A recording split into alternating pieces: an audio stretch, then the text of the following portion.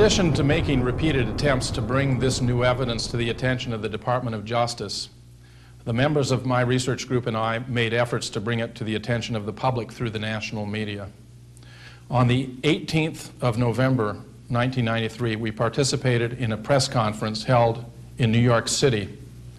Although a large segment of the press located in New York were invited to attend, only a handful actually appeared.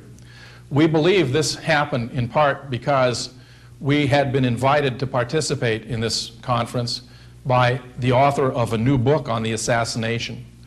Because the conference was sponsored by his publisher, it may have appeared to those in the press as though this were primarily a promotional event in order to market the new book.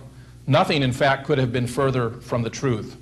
Dr. Mantic, Dr. Livingston, Dr. Aguilar, and I, and Gerald Custer were all there to participate together in presenting these findings to the national press. The result, however, was acutely disappointing. One reporter for Reuters International News Service did write an article that focused on one of the issues that we raised, namely the fabrication of the X-rays. And in fact, this was widely reported in the international press outside of the United States. So that if you lived, for example, in Edmonton, Canada, as you can see from this copy of a press report, on Friday, November 19th, 1993, you could have read this story in the Edmonton Sun. Doc says JFK X-rays altered.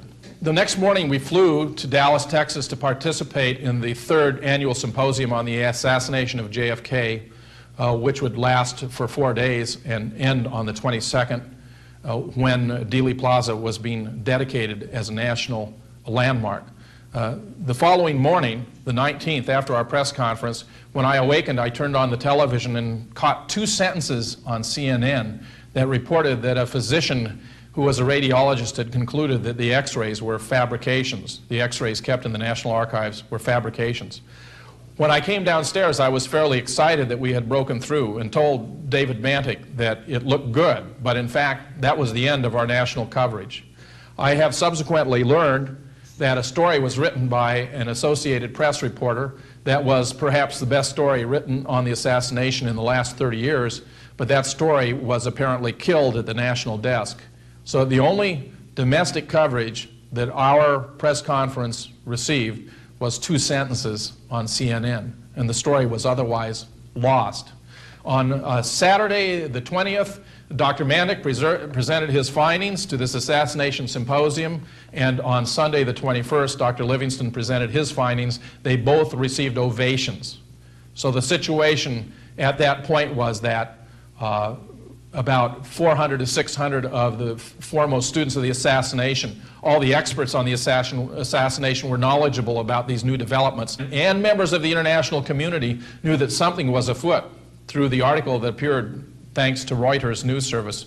But otherwise, the public in the United States was completely unaware of these events. I sought to do something to correct that situation, and on the 23rd of November, I sent a letter to Nightline. Here you can see a copy. Actually, it was a fax, a 26-page fax, which I sought to summarize the salient features as follows.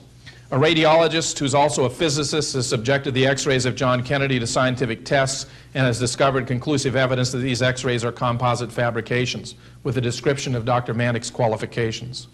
A world authority on the human brain has concluded that photographs and drawings stored in the National Archives must be of the brain of someone other than John F. Kennedy, and I characterize Dr. Livingston's background.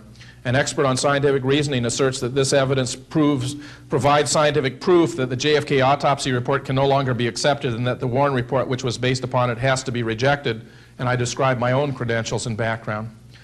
On the second page, however, a paragraph occurs that may have greatly disturbed Nightline as they reviewed the possibility of pursuing this story. Toward the bottom, I asserted, as Dr. Fetzer will explain, these results imply the existence of a cover-up that appears to involve members of the Secret Service and the United States Navy, including the President's personal physician, among others, and decisively establish the existence of a conspiracy to murder John F. Kennedy, as so many have suspected for so long. Well, Nightline was telling me that they thought they wouldn't pursue the story because they weren't doing any stories on the assassination, notwithstanding the fact that they had given Gerald Posner's book, Case Closed, ample coverage. It was therefore astonishing to me, after having been told that ABC was not going to pursue stories on the assassination, to discover that on the night of 30 November 1993, the following story was presented on Nightline by Ted Koppel. It is only a few days after the assassination of President Kennedy. Lyndon Johnson has just assumed the presidency, and understandably, he is obsessed with learning as much as he can about the murder of his predecessor, and with finding a way to control how that information reaches the American public. One of Johnson's primary sources of information is the director of the FBI, J. Edgar Hoover. Imagine for a moment if someone suggested taking you back in time to that moment and enabling you to eavesdrop on the conversation between Hoover and Johnson. That is precisely what the Johnson Library in Austin, Texas has just done. Today, it released tape recordings of President Johnson's telephone conversations for the period of November 22nd, 1963 to November 30th of the same year. The excerpt you will hear first has President Johnson questioning J. Edgar Hoover about the number of gunshots fired at the Kennedy motorcade. How many shots were fired? Three. Any of them fired at me? No, there was all three at the president? All three at the president, and we have them. Two of the shots fired at the president were splintered, but they had characteristics on them so that our ballistic expert was able to prove that they were fired by this gun. The third shot, which hit the president, he was hit by the first and the third. The second shot hit the governor. The third shot is a complete bullet. That wasn't shattered, and that rolled out of the president's head, tore a large part of the president's head off. And in trying to massage his heart at the hospital, on the way to the hospital, they apparently loosened that, and that fell onto the stretcher, and we recovered that, and we have that, and we have the gun here also. Were they aiming at the president? They were aiming directly at the president. So there's no question about that. This telescopic lens, which I've looked through, it brings a person as close to you as if they were sitting right beside you. And we also have tested the fact that you could fire those three shots that were fired within 3 seconds. There have been some stories going around in the papers and so forth that that must have been more than one man, because no one man could fire those shots from the time that they were fired. We've disproved that by the actual test that we've made. How did it happen? They hit Connolly. Connolly turned to the president when the first shot was fired, and I think in that turning it was where he got hit. If he hadn't turned, he probably wouldn't have got hit. I think that's very likely. When the president got hit the second one? No, the president wasn't hit with the second one. I say if Connolly had been in his way. Oh yes. The president no doubt would have been hit. He'd been hit 3 times. He'd been hit 3 times. You know, on the 5th floor of that building where we found the gun, and the wrapping paper in which the gun was wrapped had been wrapped, and upon which we find the full fingerprints of this man Oswald.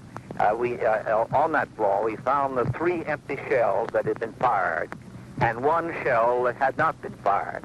In other words, there were 4 shells apparently, and he had fired 3, but didn't fire the 4th one. Well, your conclusion is he's the one that did it. B, the man he's after was the president. C, he would have hit him 3 times except the governor turned. I think that's correct. 4, that there's no connection between he and Ruby that you can detect now. And 5, whether he was connected with the Cuban operation with money you were trying to... That's what we're trying to nail down now. Because he was strongly pro-Castro, he was strongly anti-American, and he had been in correspondence, which we have, with the Soviet embassy here in Washington, and with the American Civil Liberties Union, and with this committee for fair play to Cuba.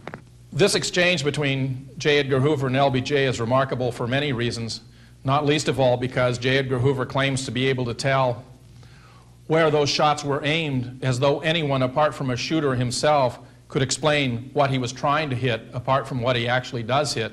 And also because Hoover claims that if John Connally had not turned in his seat, that the president would have been hit by a 3rd shot.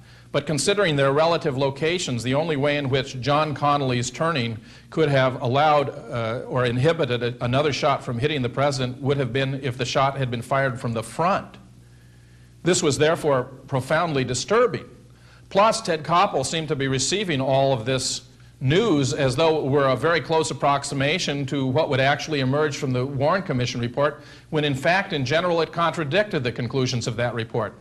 I therefore sent a fax the following day to Nightline describing some of these discrepancies, addressing it to Lisa, who is the person who would answer the phone if you were to seek to contact Nightline, Lisa or one of her colleagues. I said, "Lisa, someone ought to tip off Ted that almost everything that Hoover is telling LBJ about the assassination is false, or at least inconsistent with the version presented in the Warren report. For example, he says that 3 shots were fired in 3 seconds. Oswald's rifle, however, could only be operated at the rate of 2.3 seconds per manual operation of the bolt action. So if what Hoover is telling LBJ is true, then Oswald could not have been the assassin. He also says that the first and third shots hit the president, while the second hit the governor. But one shot completely missed and injured a bystander, as even the Warren report eventually conceded. If what Hoover is saying is true, then there would have had to be a 4th shot. Moreover, it is because one shot missed that the Commission had to resort to the magic bullet theory, which was required to explain how all those wounds in JFK and Connally could have been caused by only 2 bullets. He also says they have tested the rifle and found that it could fire 3 rounds in 3 seconds, but that is utterly untrue. The Oswald rifle had to be rebuilt in order to be tested, and even in the hands of master marksmen, it could not perform this fast. FBI ballistics experts are supposed to have been able to tell that the first and the third bullets were fired by the Oswald rifle, but in fact only one of the bullets, the one allegedly found on a stretcher at Parkland, was sufficiently intact to make such a determination. Hoover also tells LBJ that the shots were fired from the 5th floor of the Texas School Book Depository building, but Oswald was officially on the 6th floor, disregarding very strong evidence that he was on the 2nd floor having a Coke at the time of the assassination. Strictly speaking, therefore, if what Hoover is telling LBJ is true, then Oswald and his Mannlicher Carcano are completely vindicated by the FBI. If what he is saying is true, the Warren report is false. Now, I may have been especially struck by the evidence that was being presented here in the form of this conversation, because as an officer, a commissioned officer in the Marine Corps, I used to supervise marksmanship training at the same rifle range where Lee Oswald took his marksmanship training. And I knew from the nature of Marine Corps marksmanship training that Marines are not instructed in the use of bolt-action rifles. In fact, Oswald received his training with an M1, which is a semiotic weapon, and not a bolt-action rifle. In addition, Marines are not given instruction with the use of a telescopic sight, nor are they taught to fire from a tall building, nor are they given instruction at shooting at moving targets. I also knew that Lee Oswald's marksmanship record was quite meager, that in 1956 he had qualified with a 212, which is the qualification of a sharpshooter, the 2nd highest rating in the Marine Corps. But while Gerald Posner makes much of that fact, since there are only 3 ratings in the Marine Corps, sharpshooter is also the 2nd lowest. Plus, 3 years later, in 1959, Oswald qualified with only a 191, having dropped 21 points in the meanwhile. 191 is barely qualifying because you must shoot 190 to qualify. Well, if he dropped 21 points between 1956 and 1959, there's every reason to think he would have dropped at least 21 more points between 1959 and 1962, in which case he would have been able to fire at most a 170, which is not even qualifying on the marksmanship range. Who knows how bad a shot Lee Oswald might have been by 1963.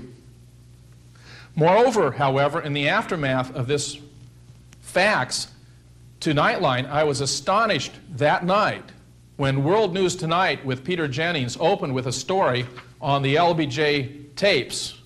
And to give an example, they replayed part of the exchange between Hoover and LBJ. I was utterly dismayed to hear them play the tapes in an edited version, so that where J. Edgar Hoover had said 3 shots in 3 seconds, now they had edited that sentence, which was false, to the single word 3. And you could even hear the edits at each side of the word 3. So instead of having the complete sentence that Hoover had uttered, which was false, they now played an edited version of the sentence consisting of a single word, which was true. Strictly speaking, what Hoover is telling LBJ and what would later be found in the Warren report cannot both be true, but could both be false. If Lee Harvey Oswald, for example, was merely the patsy he proclaimed himself to be.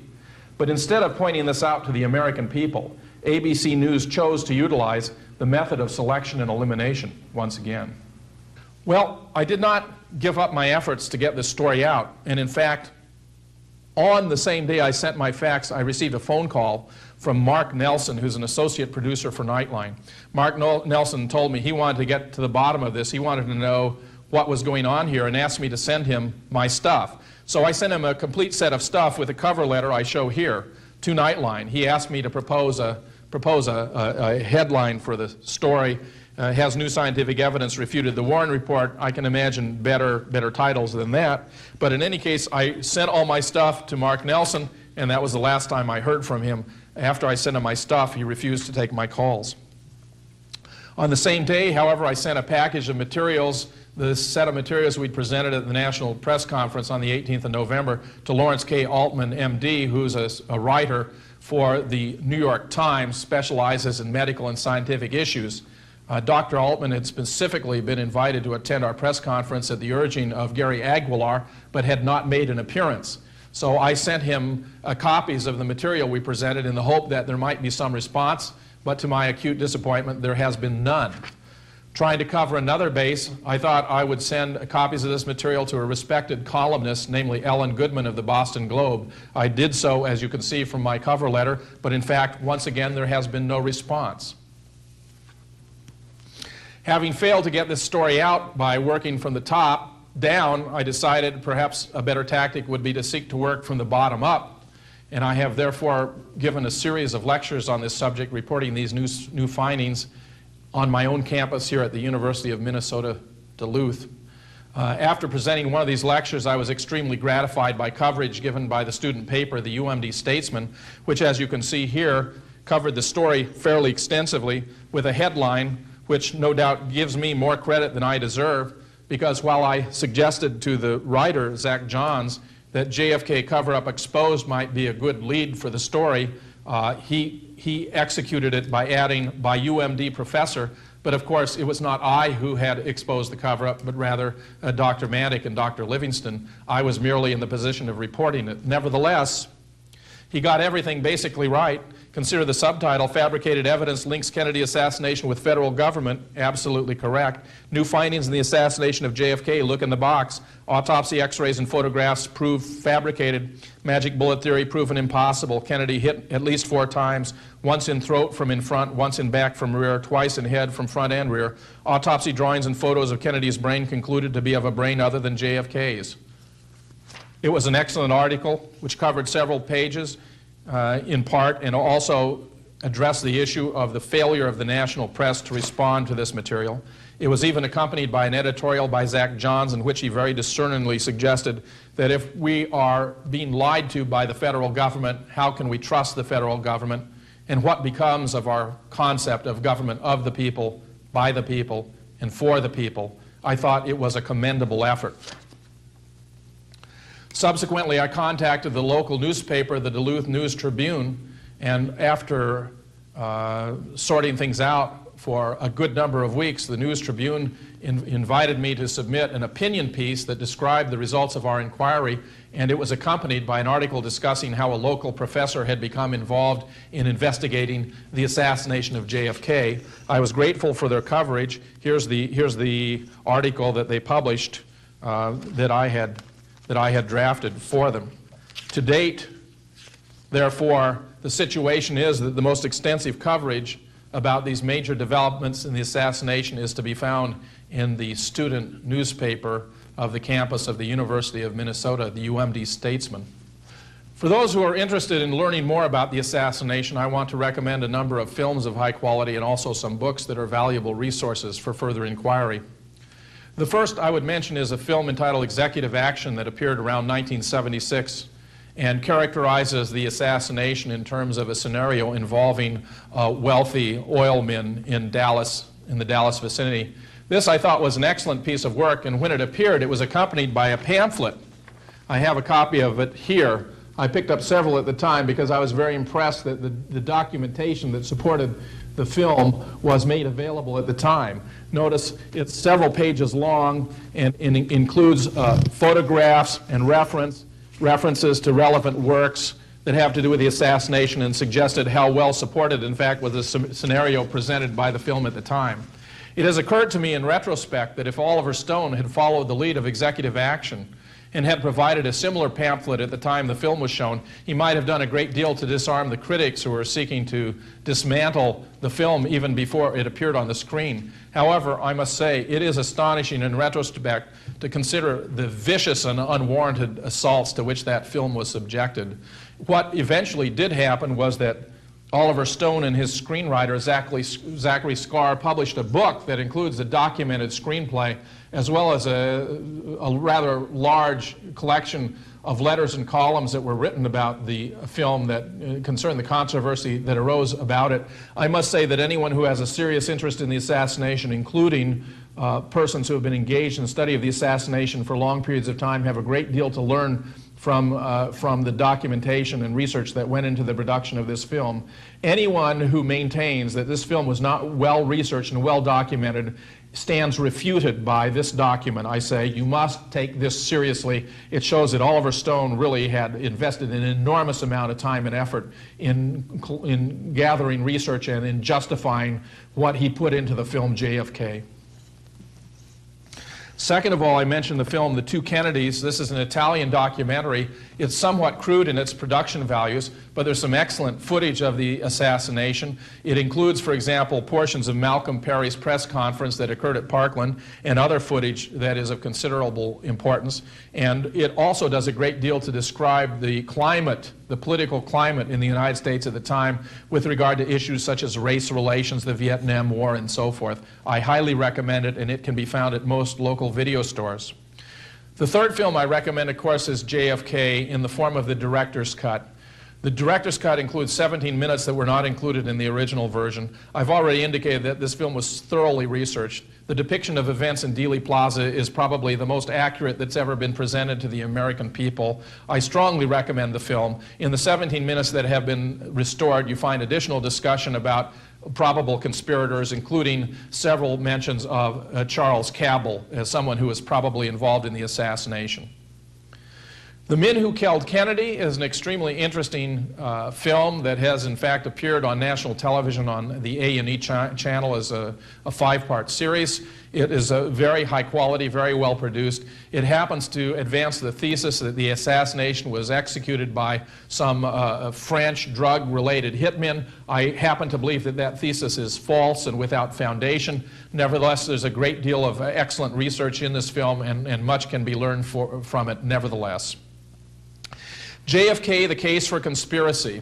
This is a new film just released by Robert Groden. In fact, the opening footage that I presented about the assassination from the plane landing to the pronouncement of his death by Walter Cronkite at Parkland was a re-edited version of the introduction that Groden presents in that film. I re-edited his footage for several reasons, including that I wanted to emphasize several points that he did not provide. I wanted to add some information about the motorcade route that he did not supply, and I wanted to exclude some footage that did not advance the issues that I wanted to focus attention on. But it's also the case that in the original, in the version that Groden presents in his film, that he has introduced the sound of rifle shots. You can actually discern at least 5 of them based upon the acoustical evidence that was obtained through the acoustical tape from Officer McLean on his motorcycle at the time, as I observed when we watched that footage.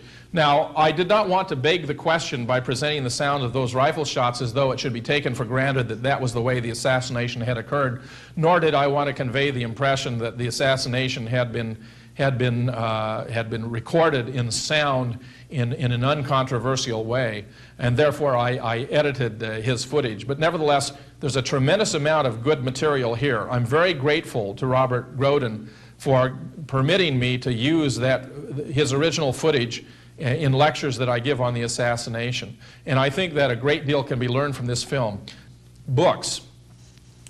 Mark Lane's Rush to Judgment, I've already mentioned it at least once, perhaps twice, during these presentations. It's an excellent book, very high quality analytical study of the assassination. Even though it was published in 1966, there's a tremendous amount to be learned from Mark Lane's book, Rush to Judgment. I recommend it highly. Josiah Thompson's 6 Seconds in Dallas. This was simply a superb frame-by-frame study of the Zapruder film. Life magazine would not allow Josiah Thompson to publish the actual frames from the Zapruder film, but they did allow him to publish drawings based upon them. They were supposed to be exact drawings. In fact, they're very good drawings, because the issue controversy had arisen over the frames that were damaged while in the hands of Life, frames 207 through 212. Life magazine actually allowed Josiah Thompson to publish prints of those frames, which can be discovered late in the book. I think that the results that Josiah Thompson reached in his study are compromised by the realization that the Zapruder film has been extensively edited. Nevertheless, in terms of the material available to him, I think it's difficult to imagine how a better study of the assassination could have been conducted at the time. And it's one that, as you know, arrived at conclusions very different than those of the Warren report. Gary Shaw cover-up, 1976. This is one of the best uses of photographs I've ever seen. It's only available in a limited edition paperback, but if you can obtain this book, there's a tremendous amount to be learned from this book. Several of the documents that I have shown you, including the original, the signed copy of the Theron Ward death certificate, are reproduced in that book. I recommend it to you very highly. Excellent. David Lifton's Best Evidence, 1980, is probably the single best book ever published on the medical evidence in this case. Lifton, as you know, was the person who reconstructed the diagram, the footprint of the president's wounds based on the Bethesda autopsy. As I've indicated before, Lifton opts for the body alteration theory, but I must say that the evidence supports the disjunction that either the body was altered sometime between Parkland and Bethesda, or that the photographs and x-rays have been fabricated. Of course, we have discovered that the photographs and x-rays have been fabricated, but it's still possible that the body may in certain respects also have been altered. So I do not believe there's anything in the evidence we produced that shows that the body itself was not subject to some degree of alteration. That remains an open possibility. Jim Marr's Crossfire, 1989, may be the best general introduction to the assassination in all of its complexity. It's a large book, but it's relatively easy to read. It's very clearly written. It's very comprehensive. If I were to suggest to someone who wanted to become serious about the study of the assassination a single book they might read, I think I would recommend Jim Marr's Crossfire. Excellent piece of work. Robert Groden and Harrison Edward Livingstone, High Treason, 1989. This is a very good, rather sprawling work. It's somewhat difficult to read. It's almost as though you had two different books that were tucked together, pieced together by two different authors. It does not read very smoothly, but nevertheless there's a tremendous amount to be gained from it. It has a huge amount of information, lots of photographs. It's an excellent and important work. Mark North, Act of Treason, 1991. Anyone who wants to pursue the relationship between LBJ and J. Edgar Hoover would do well to obtain a copy of Mark North's Act of Treason. This is virtually a chronological study of correspondence between the two of them, and is very revealing by reading between the lines to understand what's going on in terms of their relationship. Although I didn't point it out, at the end of the clip from Nightline, LBJ ends his conversation with Hoover by telling him that he's not merely the director of the FBI as far as LBJ is concerned, but a close friend and a brother of more than 25 years standing. And J. Edgar responds that he appreciates his confidence. Harrison Edward Livingstone, High Treason 2, 1992. This work is extremely valuable, especially because it summarizes many interviews that the author conducted with participants in the autopsy at Bethesda in particular. You'll find interviews with Gerald Custer, James Jenkins, Dennis David, and the like. It's a quite valuable book also because it has a very fine collection of autopsy photographs, some in color, others in black and white. For photographic evidence, this is an excellent place to turn. It also has an appendix in which a photographic analyst discusses the possibility that the back of the headshot represents a scalp that's upside down inserted onto a cranium as the most plausible explanation, one to which I referred during my previous discussion.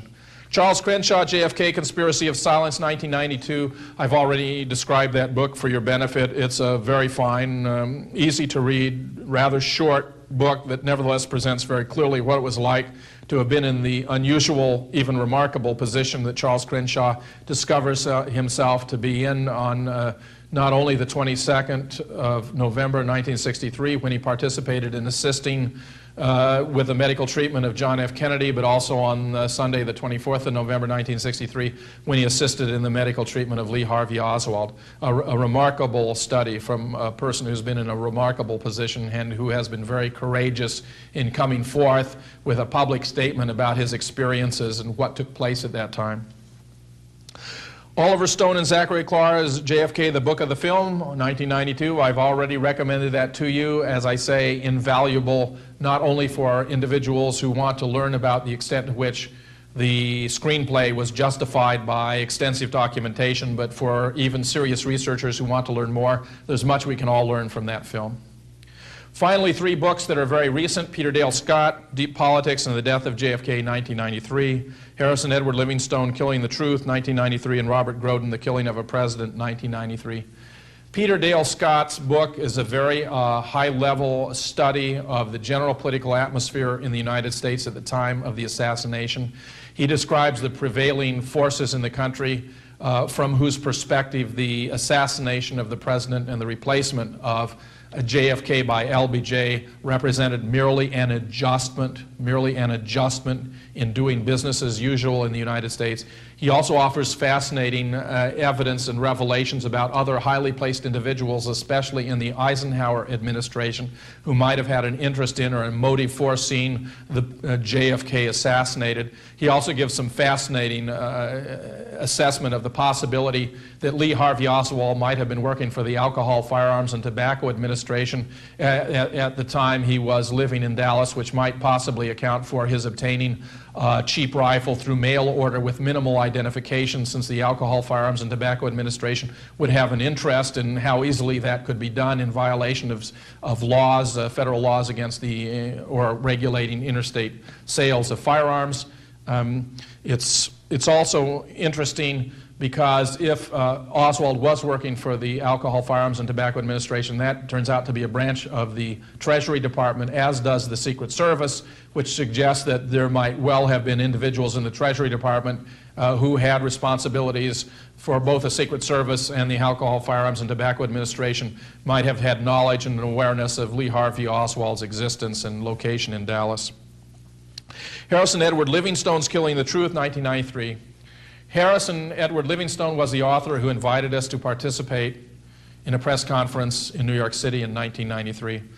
Because he has had somewhat uneasy relations with the press, I think that perhaps our association with him in that capacity was a mixed blessing. Nevertheless, we did accept his invitation to participate in the press conference.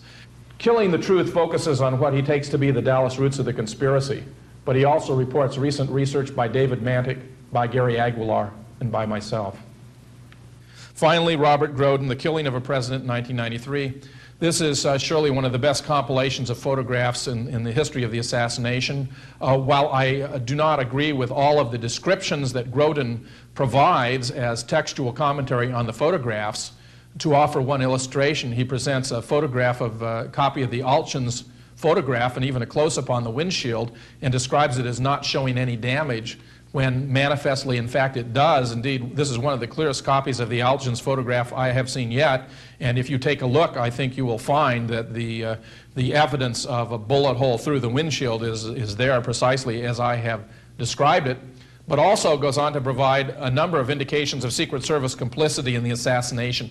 As I mentioned at the time, this is the only place where I only place I've discovered a discussion of the presidential limousine hesitating at the ramp before entering Stemmons Freeway, so that William Greer could obtain information about where to secure medical treatment for the dying president from other parties in the lead vehicle. So this is a remarkable book, a wonderful compilation of photographs. There's a lot of very important evidence in this book, and I strongly recommend it. Jack Kennedy and Jacqueline Kennedy lived a life of culture and education.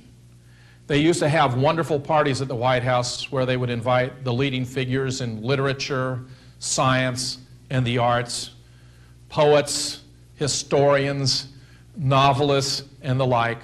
On one of these occasions, Jack Kennedy had a gathering of Nobel Prize winners present, collected together in the White House.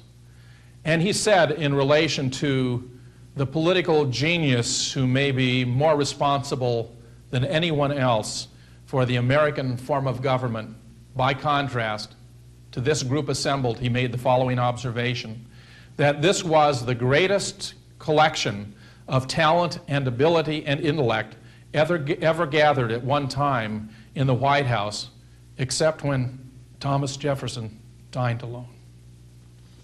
All right, you're listening to the new JFK show, number 66. Now, we're concluding part 7 of the JFK, the cover-up, the assassination, the cover-up, and beyond. Now, this was done over 21 years ago, so Dr. Fetzer was really nailing this way back when, and not a lot has changed. We do have some more information, thanks to Larry Rivera. You were pretty much nailing it, but I understand there was a bit of a story to go along with this, so go ahead and fill us in on that, Dr. Fetzer. Well, it's actually a very interesting story, and I agree, Gary, that for the most part it's held up very well. I was making an effort to be even-handed about alternative points of view and gave, therefore, attention to William Cooper's thesis that the driver, William Greer, had shot JFK, where I was presenting all the evidence on both sides. Today, however, I think the most telling mode of defeating that argument, which many even today continue to believe, is that had Greer, who was to JFK's left front, shot JFK, his brains would have been blown out to the right rear, when instead they were blown out to the left rear, where they hit Officer Hargis so hard that he initially thought he himself had been shot. That is an important additional argument when it comes to assessing the hypothesis that Greer shot JFK. Now, closely related to that is how much more we know about the limo stop, especially because of Larry Rivera's brilliant work using the Fred Newcomb tapes, which were made in 1971, interviews with the motorcycle escort officers, on the basis of which we know, and you can confirm this by going to YouTube and watching his the 4 JFK horsemen and the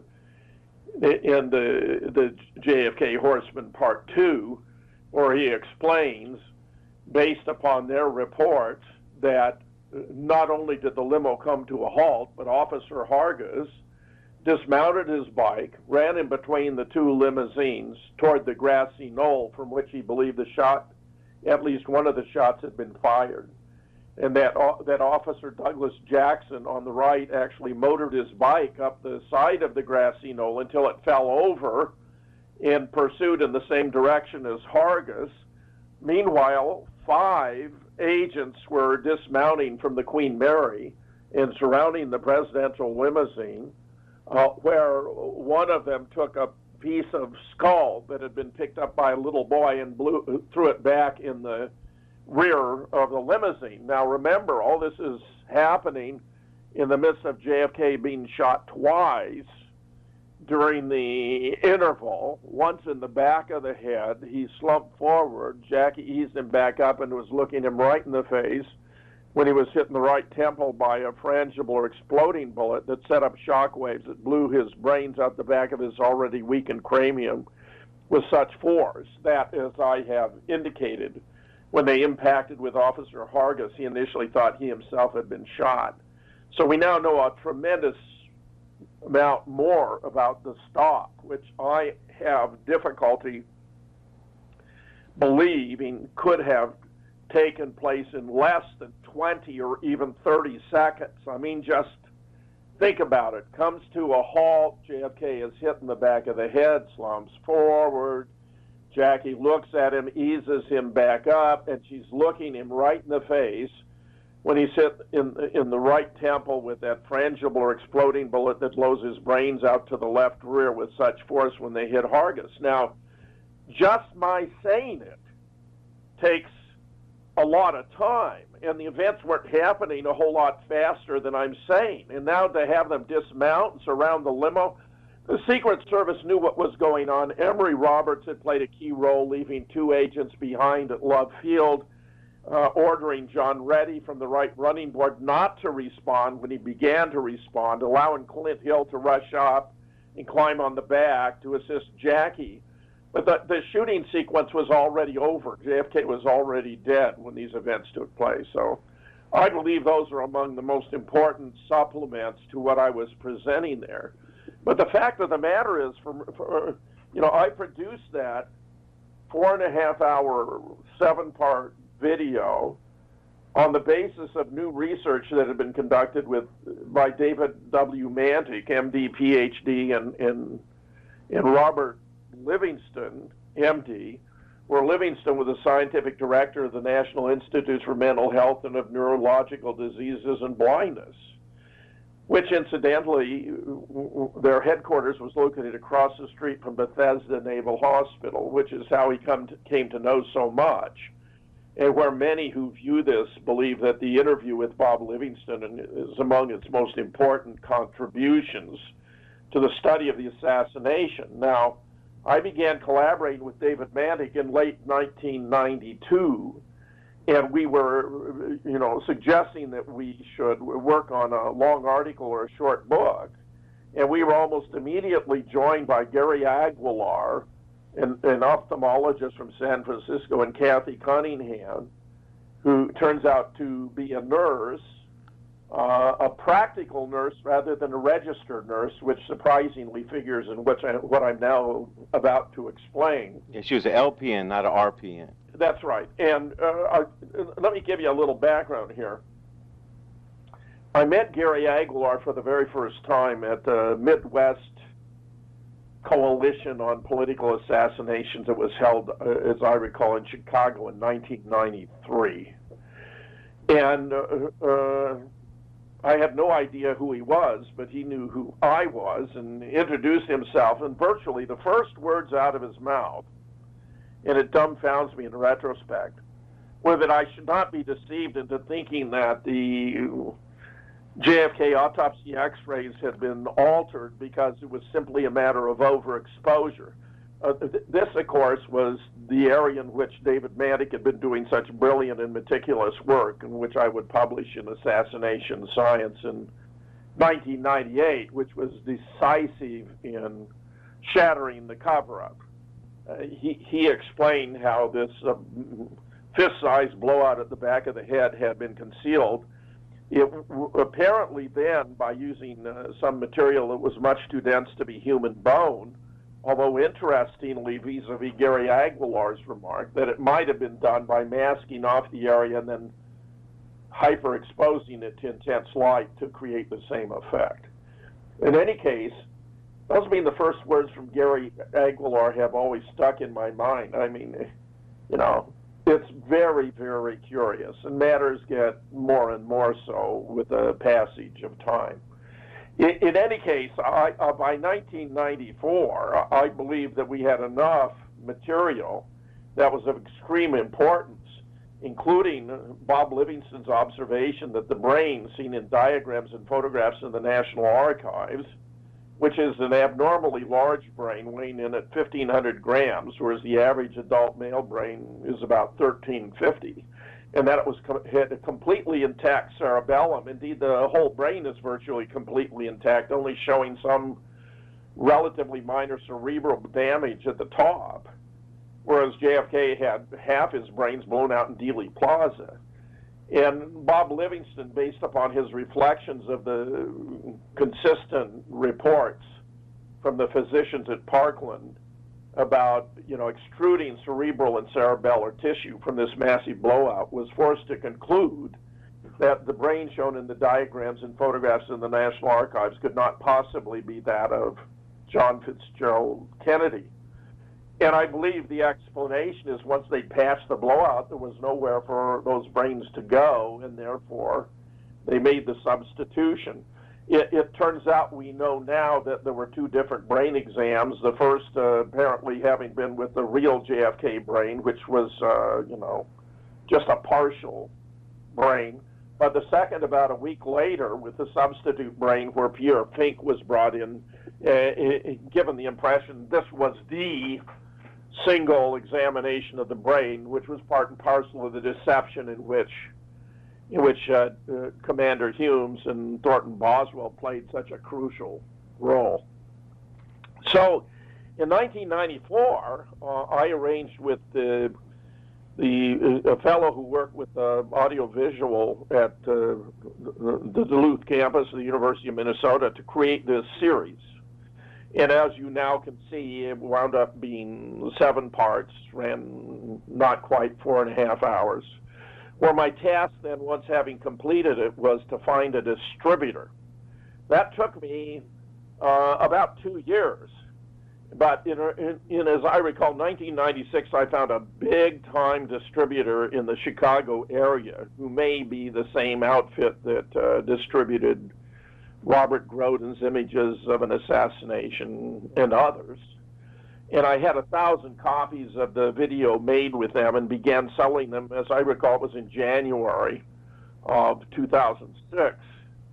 And because I had, had some input, but none that I can directly say was reflected in the video, I gave credit to 4 persons, as you can see on the credits, the acknowledgement slide we're viewing here, to David Manick and to Bob Livingston, of course, but I also mentioned Gary Aguilar and Kathy Cunningham, RN. Well, they began selling the video, and it was selling rather briskly. I think they sold 60 copies in the first month. And I was simply dumbfounded when I was copied on an email from Kathy to Gary Aguilar saying, "We've got a problem." I couldn't imagine what the problem was. But Kathy went on to contrive a very elaborate, semi-hysterical claim that she was going to bring a lawsuit against the distributor for this video because I had set out to mock her by suggesting she had an RN instead of being an, licensed nurse. Yeah, I mean, this was, I thought, incredible. But in retrospect, I can see now I simply had laid out too much of the truth, and she and Gary Aguilar were in collusion to defeat its distribution. And because of this threatened lawsuit, and I don't know where she developed the gift to write such a stunning threat of a lawsuit, especially when it had really no foundation whatsoever, apart from my trivially having given her a more prestigious nursing degree or license than she actually possessed. But it led to the distributor canceling the agreement. And it was absolutely shocking to me. Now, if this was actually taking place in 1967, which is possible, I was already, putting together Assassination Science, which would come out in 1998, and I had been considering including work by both of them. Kathy Cunningham had a chronology I referred to as the Cunningham chronology of the events of 22 November 1963, which I thought was quite good. So in retrospect, I now wonder whether there might have been some sleight of hand involved in what she did there. But in any case, I gave them an ultimatum that if they did not drop this objection to my distribution of the video, that I would not include them in the book. They did not, and I did not. So the Cunningham chronology went by the boards. I do not know if it's ever been published. It might be on some, internet site, but I certainly didn't use it. And I was very pleased that by the time I was putting together Murder in Dealey Plaza, which would appear in 2000, I'd had the benefit of conducting a conference on the death of JFK in Minneapolis with many speakers, and had a lot of material to work with where, I've had a lot of feedback by people who think that Murder is maybe the single best collection ever produced on the death of JFK. And I think there's something to be said for that. There are 11 contributions. I begin with 16 Smoking Guns, each of which is sufficient to blow apart the Warren Commission report. I end with 16 questions by Bertrand Russell, very famous British philosopher, who formulated his questions about the Warren Commission before it had finally published its volume, raising, most importantly, why was there no section on who killed JFK? Rather astute observation, but of course that was the nature of the propaganda where we're being provided by our government at great labor and expense. Now, I did at that point in time include an essay by Gary Aguilar at David's recommendation, which was tracing the description of the wound, the fist-sized wound observed by the Dallas physicians through Bethesda. And it's a very interesting that in Aguilar's argument, he talked about how there were basically only 3 physicians, say, who described this enormously larger wound at the back of the head, including Humes and Boswell, where we now know from the brilliant work by Doug Horn, who was, of course, the senior analyst for military records for the Assassination Records Review Board, in which he's published in his 5-volume set Inside the ARRB, which is completely stunning, comprehensive, even overwhelming, that Humes, after the body had been delivered to the morgue, and this was, by a separate and more circuitous route than the gray Navy ambulance into which the formal bronze casket had been loaded, accompanied by Jackie Kennedy, it had been offloaded the other side of the plane at Andrews into a helicopter flown to Walter Reed, it appears, where the best forensic pathologists in the military removed metal fragments, lest there be some of the wrong caliber or too many show up during the autopsy. Then the body was taken over in a black hearse to the back of the morgue and offloaded long before the formal entourage with the gray Navy ambulance showed up at the front. And for example, Gerald Custer, who actually took the x-rays of JFK, was proceeding upstairs in the company of 2 Secret Service agents. When he looked out the window and saw the gray ambulance and this huge entourage and Jackie Kennedy coming into the building, and he asked himself, what in the world's going on here? Because, of course, the body was already in the morgue undergoing autopsy. In any case, even before the autopsy commenced, it turns out that Commander Humes took a cranial saw to the skull of JFK and substantially enlarged the wound, so that I have offered diagrams of it and compared it to the difference between the fist-sized wound at Parkland as a heel of this much larger wound becoming the footprint. I mean, it was simply enormous. David Lifton, for example, took the dimensions of the wound as they are described in the official autopsy report, which was like the 3rd version written by Humes, where the first 2 had been rejected, and described the wound without identifying the patient to someone who was in a position to know, and said, what does that sound like? In other words, what kind of injuries would it appear that this person had sustained? And he said it sounded as though they'd been hit in the head with an axe. Well, Gary Aguilar's article, I think, now, was intended to minimize that, Humes had actually taken that saw to the skull, which he may or may not have actually known at the time he authored it.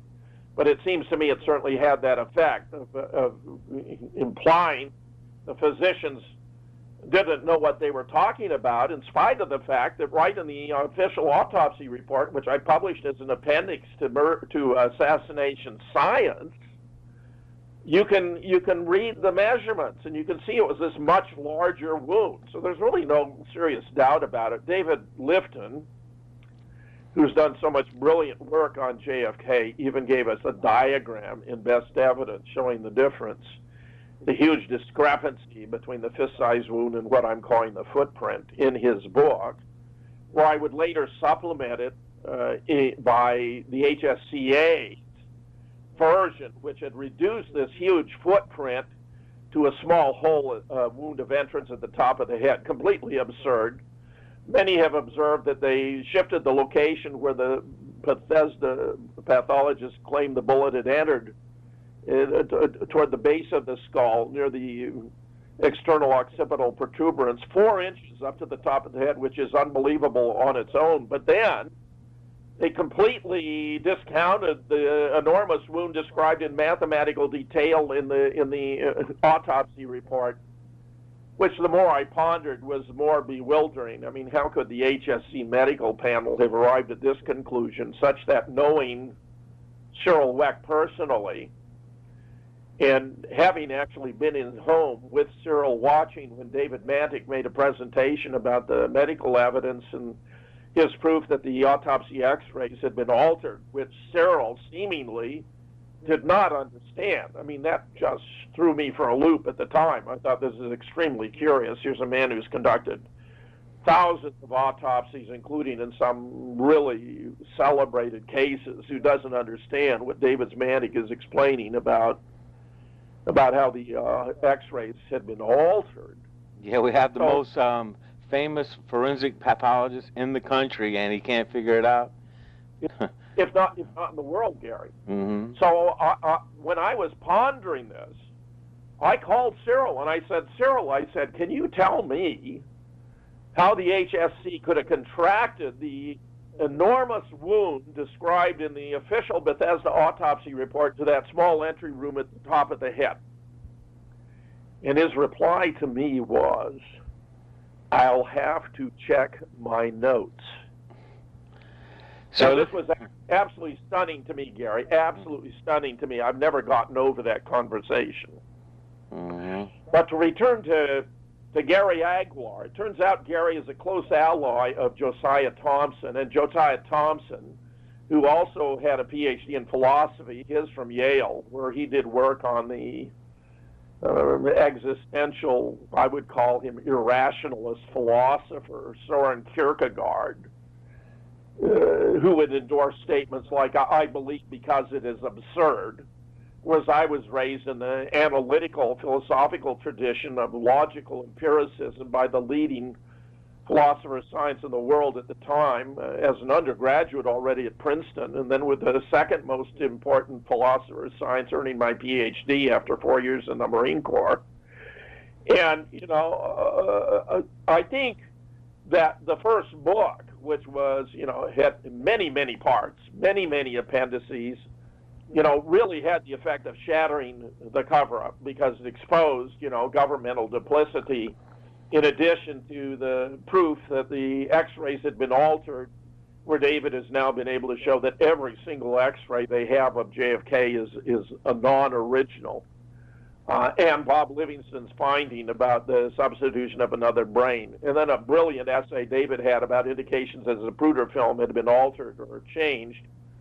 Well, we now, of course, have so much substantiation that in 2003 I would hold yet another conference on the Duluth campus on the Zapruder film and publish the Great Zapruder Film Hoax, where I had independently discovered the existence of frames in which you can actually see the blowout, which they had so studiously blacked out in earlier frames, so that in frame 374, for example, you can see the blowout at the back of the head, and if you contrast it with frames like 317, where it's blacked out, the film isn't even internally consistent.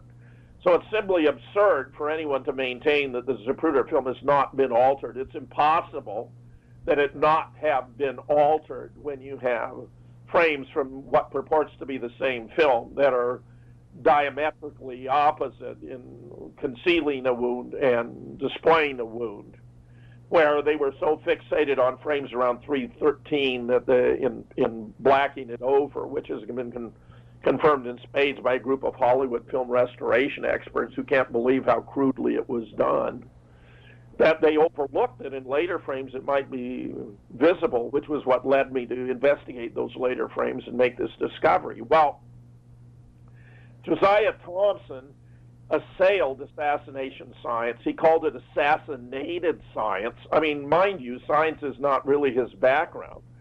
Though I did admire his work, 6 Seconds in Dallas, especially for the double hit theory, where he had a very detailed analysis of how between frame 312 and 313 JFK's head moves forward. which is the only remnant we have from that first shot to the head where he's hit in the back and slumps forward before Jackie eases it back up. Because in the course of reconstructing the film, they had merged those two shots. So now you had the back and to the left, which is violent and not observed by anyone in Dealey Plaza, which was an artifact by removing too many frames. In other words, Jack had slumped forward, they took all those frames out, and he had slumped to the left. But, you know, to condense the time frame, they simply took out too many, and you get this jerky to the left violent motion, which actually didn't occur in Dealey Plaza. Now, this was a sign to me that there was something terribly, terribly wrong with Josiah Thompson. And while I'm not the first to have called him out, that honor goes to Vince Salandria, who recognized that there was something wrong with 6 seconds, because in the last paragraph of the text, he says that nothing in this book proves conspiracy, even though he'd included the McClellan diagram, which shows a massive blowout to the back of the head, in his double hit theory, than which nothing could be stronger evidence of conspiracy, because we're talking about the effects of 2 headshots in the opposite directions, which therefore cannot have come from a single shooter. And where David Lifton, bless his soul, had independently gone up to Caltech and talked with the most famous physicist in the world, Richard Feynman, showing him photographs of 312, 13, 14, 15, and Feynman had already himself independently discerned that there were 2 shots to the head, that his head moved forward from 312 to 313 and then backward to the left. Feynman didn't understand, you know, the extent of the alteration of the film, its recreation, which was done at Hawkeye Works, and then brought down to the National Photographic Interpretation Center on Sunday, after the original film had been brought to the same location on Saturday in order to effect the substitution. But, you know, the existence of the double hit was not dependent on Josiah Thompson's actually brilliant section there, which he did not author. I'd have to grab the book to determine, but I mean, it's totally uncharacteristic of Josiah Thompson in general. Where Vince Salandria had determined that because, you know, he's dismissing his book as proving conspiracy, when it manifestly proved conspiracy, that he was some kind of op. And Tink, which is, of course, his nickname, sought to cope with Vince Salandria's criticism by saying it was just an infelicity in language, when it was clearly an artful deception and quite deliberate. So when Tink started, you know, assailing assassination science, which would go through, my goodness, I don't know, maybe 10 printings, it's got to be one of the most successful books ever published on the assassination, and for good reason, because it's a collection of scientific essays. In fact, even a devotee, a supporter of the lone nut theory, Vincent Bugliosi, admitted in his massive, sprawling, you know, recovering history. Yeah, reclaiming history. These are the only 3 exclusively scientific books ever published on the assassination. You know, I've met Vince. I think he's a personally good guy, but he sold out, and I believe actually literally sold out. My estimate of the situation is that he was paid $1 million for this book, which others have suggested had actually 3 different authors. But it's a nasty piece of work with all kinds of vicious ad hominems on many of those with whom he disagrees. Very, very unfortunate, because he's done a lot of really quite brilliant work that was very well founded. This was the exception to the rule. So Tink was attacking, you know, assassination science as assassinated science, which was really blowing his cover. And it turns out that he was mocking me. I was being interviewed by a reporter for the Chicago Tribune who spent endless hours with me. I think he was probably just letting me talk while he continued to do other work. But I was laying out in detail how we knew, you know, about the alteration of the X-rays, about the substitution of another brain, about indications as the Zapruder film had been altered. And before it appeared, Tink wrote me some kind of, you know, derogatory about how I'm going to be surprised when it is published. And I was surprised when it was published because it was an attempt to trivialize the book and discourage anyone from reading it. For example, I included a correspondence I'd had with a representative of the Department of Justice about these new discoveries, which seemed to me to warrant reconsideration of the entire case. If evidence as basic as the autopsy evidence, the x-rays, and the brain were fabrications, then surely it deserved reconsideration. And this woman, whose name, as I recall, was Mary Sperling, Janet Reno was the Attorney General at the time, but it was Mary Sperling who wrote back to me, was saying this had all been considered by the HSCA when it had reviewed the case. But of course, that was done in 1977-78. Their final report was published in 1979. So, whereas this work I was talking about was done in 1992 and 1993. So I pointed out in my rebuttals that this was scientifically illiterate and logically absurd. How could a commission, a panel that met in 1977-78 have been considering questions, new evidence that was only revealed in 1992 and 1993? So this reporter for the Chicago Trib, used some language like that it included letters that only, my mother could appreciate. Well, how absurd is that? I mean, this was very telling about the Department of Justice. In addition, when Murder in Dealey Plaza was published, Tink, unsurprisingly, assailed the whole book, even though a referee for the, I'm trying to think of the name of it. I think it's now called, the U.S., something like the U.S. Bar and Grill, which was a newspaper for, a newsletter for attorneys who appear before the Supreme Court and argue cases, had published, by the name of George Costello, had published an absolutely brilliant review of the book, which you can find, for example, if you go to assassinationscience.com and scroll down to the bottom where it says books, and then you'll go to each of the three books, and for each of the three books I have a series of reviews, pro and con, about the book. And for Murder in Dealey Plaza, you can find Costello's review, for which he would subsequently receive an award for the distinction of his review. But Tink was going on and on that the only good chapter was the one by Gary Aguilar. And I replied that it's ironic that Josiah Thompson, who advocates the authenticity of the Zapruder film, is praising an article by Gary Aguilar, which establishes that there was a massive blowout at the back of the head.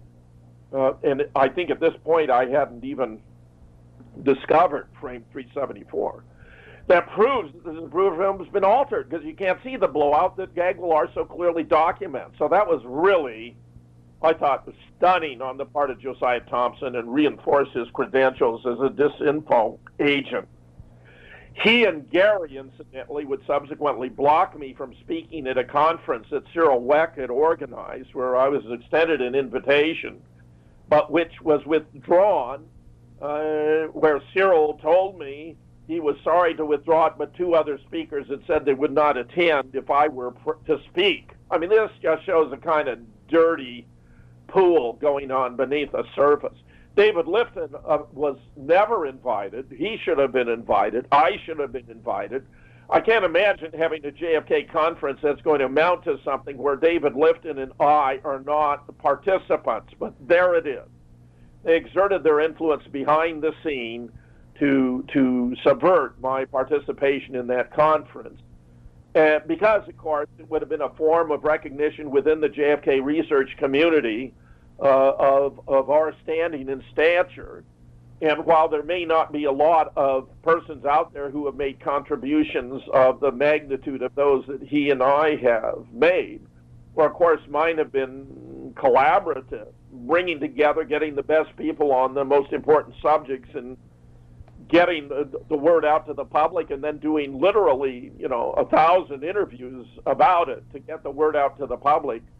They wanted to continue to trivialize or marginalize who I am by making an argument. For example, Tink, has made so many attacks on me, I've lost count. that, I wasn't even, didn't even speak at this conference where he'd arranged that it be the case that I not speak.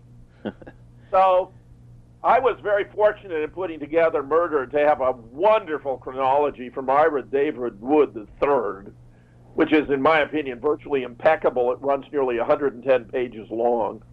So, Gary, I'm really pleased to have the opportunity to talk with you about this and get the word out about what was going on in the background in the production of this film, this documentary, JFK, the Assassination, the Cover-Up, and Beyond, in 1994, because I believe, frankly, that if this had been allowed to be distributed with this major distributor, that we'd be light years ahead in JFK research. We would have moved further or faster, which is why Kathy Cunningham concluded we have a problem, and in collaboration with Gary Aguilar took steps to stop it.